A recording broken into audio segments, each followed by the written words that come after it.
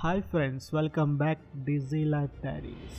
ఈ రోజు మన టాపిక్ వచ్చి శబ్దం. శబ్దాన్ని మనకి డెసిబుల్స్ లో కొలుస్తారు. మన చుట్టూ ఉండే వాతావరణంలో రకరకాల శబ్దాలు ఉంటాయి. అవి 20 డెసిబుల్స్ దాటనంత వరకు మనిషికి ఆహ్లాదం కలిగిస్తాయి. అలాగే వాటికి ఉదాహరణ వచ్చి పక్షుల కిలకిల రావాలు, వానజల్లు, ఆకులు గలగల లాంటివి ఈ కోవలకు వస్తాయి. మామూలు సంభాషణ వచ్చి 30 నుంచి 50 మధ్య ఉండవచ్చు. అదే గట్టిగా ఒక ఉరిమితే 120 డెసిబుల్స్ లో వినిపిస్తుంది. ఇది చాలా వరకు ప్రకృతి సిద్ధమైనటువంటి శబ్దాలే. కానీ మనల్ని విసిగించే శబ్దాలు ఏవైతే ఉన్నాయో అవి మనం సృష్టించుకున్నవే.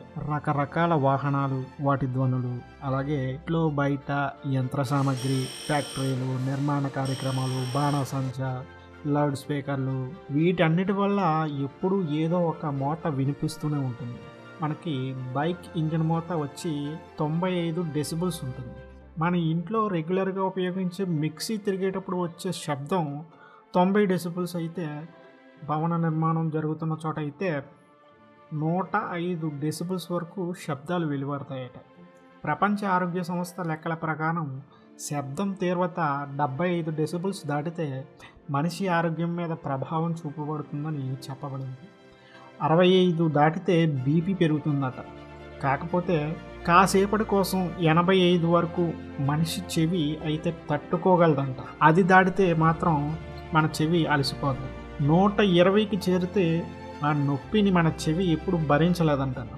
160 దాటితే మన కర్ణబేరి బద్దలై శాశ్వతంగా వినికిడి సమస్య వస్తుంది. 85 కన్నా ఎక్కువ శబ్దాలు వచ్చే చోట ఒక వారంలో 40 గంటలు పనిచేసే వారికి వినికిడి శక్తి పూర్తిగా పోవచ్చు. గనుల్లో, ఫ్యాక్టరీల్లో, నిర్మాణ రంగంలో పనిచేసే కార్మికులు, అలాగే డీజిల్లో ఉండే డీజిల్ తదితర వృత్తుల్లో ఉన్న వారికి కూడా నాయిస్ ఇండ్యూస్ హియరింగ్ లాస్ అనే వ్యాధి వచ్చే ప్రమాదం ఉంది. కొత్తలో కొంచెం ఇబ్బందిగా ఉన్నా కొన్నాళ్ళకి అలవాటైపోవచ్చు, కానీ దానివల్ల తీవ్ర నష్టం తప్పదని శాస్త్రవేత్తలు చెప్తున్నారు. ఈ వీడియో మీకు నచ్చినట్లయితే మన ఛానల్కి ఒక లైక్ ఇచ్చుకోండి, అలాగే సబ్స్క్రైబ్ చేసుకోండి. Thank you.